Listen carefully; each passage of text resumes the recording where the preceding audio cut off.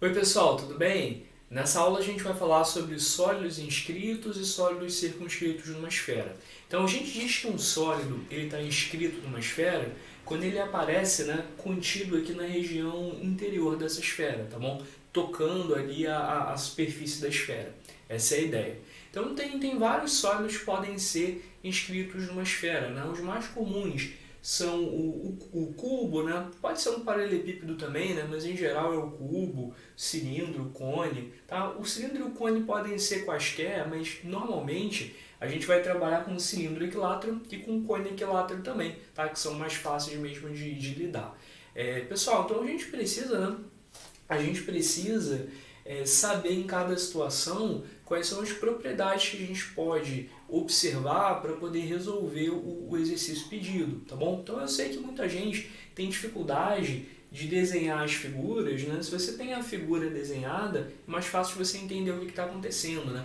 Mas eu sei que tem muita gente que tem dificuldade de desenhar a figura, então nesse vídeo eu quero mostrar aqui para vocês as figuras e identificar, identificar quais são as relações algébricas que a gente pode usar, tá bom? Então você pode guardar somente a relação algébrica se você tiver dificuldade aí em desenhar ou mesmo interpretar as figuras.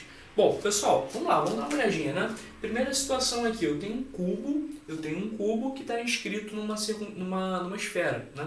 Aliás, né, na hora de falar esfera, eu quase falei circunferência. Se você tiver dificuldade em enxergar essas figuras tridimensionalmente, uma boa ideia é tentar levar para duas dimensões, tá bom? Um cubo inscrito numa esfera, de repente você pode desenhar como um quadrado dentro de uma circunferência. Não é exatamente a mesma coisa, mas é uma boa aproximação, pode te ajudar a começar a desenvolver as ideias, tá bom? Só toma cuidado, né?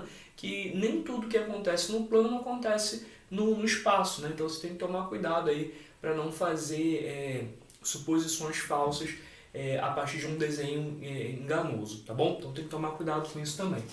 Mas vamos lá, vamos dar uma olhadinha, né, na figura aqui do cubo, o cubo inscrito, o cubo dentro da esfera, e os vértices do cubo são pontos que pertencem à esfera, tá? Pertencem à superfície da esfera, ao contorno da esfera. Vamos lá, vamos ver como é que fica. A gente pode encontrar aqui uma relação entre a aresta do cubo e o raio da esfera. Tá? É só você observar o seguinte: como os vértices do cubo eles fazem parte da superfície da esfera, a diagonal do cubo vai ser um diâmetro dessa esfera. Por quê? Porque se você desenha a diagonal, né, qualquer diagonal do cubo, você está ligando dois pontos na superfície da esfera, né? E esse segmento que liga esses dois pontos contém o centro da esfera. Então, se liga dois pontos da superfície e o segmento contém o centro, a gente está falando de um diâmetro. Então, você pode dizer que o diâmetro da esfera, 2r, é igual à diagonal do cubo. Aí lembra, a diagonal do cubo é a raiz de 3. Então, se você quiser, né, encontrar o raio conhecendo a aresta do cubo, você pode dizer simplesmente que o raio é igual a raiz de 3 sobre 2. Ou então o contrário, né? Você tem o raio e você quer encontrar a aresta. Você pode dizer que a aresta é 2r sobre raiz de 3. Certinho? Bom, então é essa relação que vai ajudar a gente. Vamos olhar uma outra figura. Agora a gente tem um cilindro, tá bom? Um cilindro equilátero inscrito na esfera. E aí, qual é a relação que a gente pode escrever, né? Bom, pessoal, o que a gente sabe agora é o seguinte, né?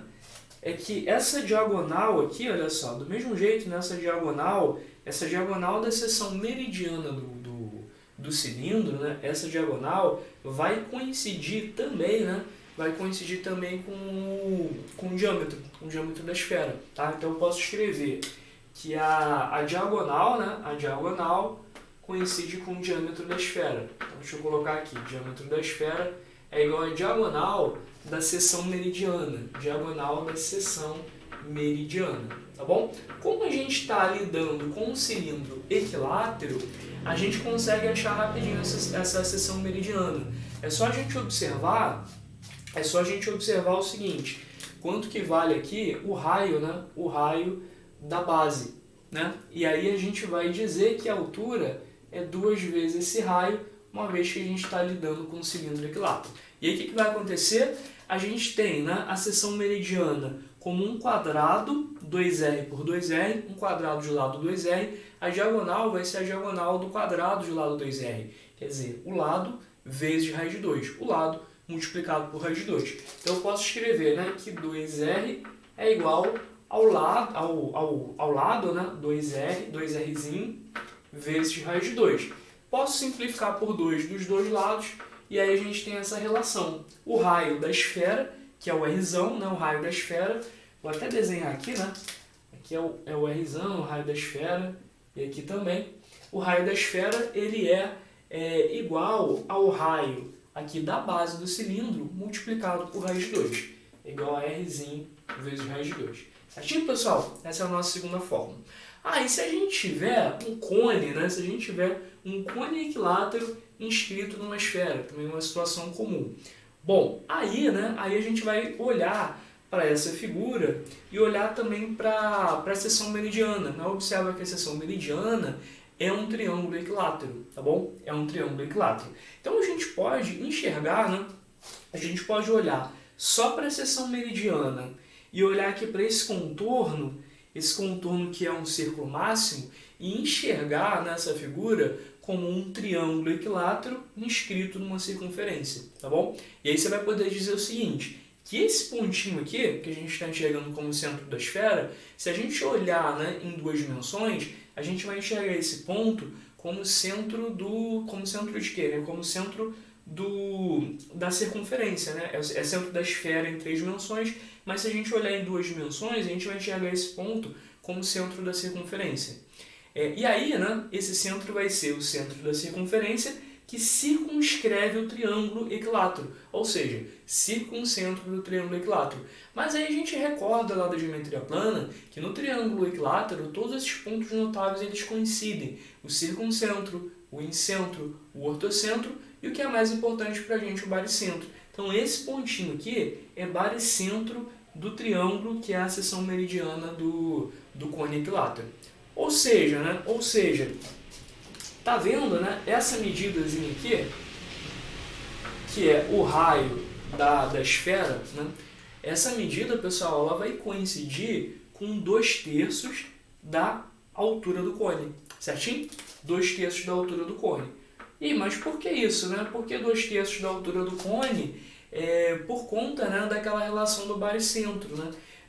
Quando você marca o baricentro numa mediana, você divide essa mediana em partes proporcionais a 2 e a 1, né? Ou seja, o pedaço que contém o vértice é o dobro do pedaço aqui da mediana, né? que toca aqui o lado oposto, certinho? Então a gente vai poder, usando essa relação do baricentro, escrever o seguinte, escrever que o raio da esfera, o Rzão é o raio da esfera, isso é igual a 2/3 da altura do cone, certinho?